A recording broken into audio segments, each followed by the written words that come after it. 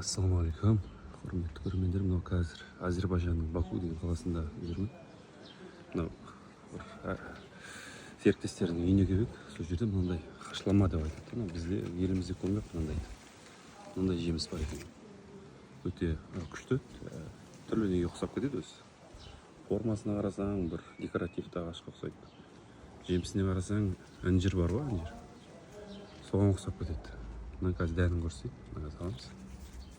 Бисмилля. Мен дәні мынандай. Дәні мынандай, дәмі тәтті.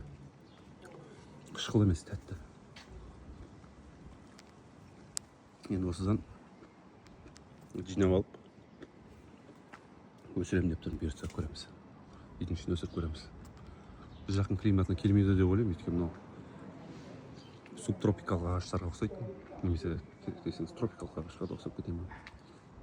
Бірақ дәнін алып барам. Түрде қызығын есіктің алдына ексе, өсу кедіруге болады деп ойлаймын. Есіктің алдында бізде оңтүстік өңірлерде немен кішкене аяздан қорғап, бірақ бойы қатты биік болмайды екен. Жемістері мына жақта тұр көп. Керемет. Көп салады екен. Мынадан дәмі неге деп ұқсайды дейді. Анау облепиха бар ғой, соған да келіп қалады кішкене. Облепиханың туысқаны ма екен, жоқ мына елде. Дұрыстап оқып көрген жоқпын, бірақ практикада тексеріп жатырмыз, жеп көріп жатырмыз.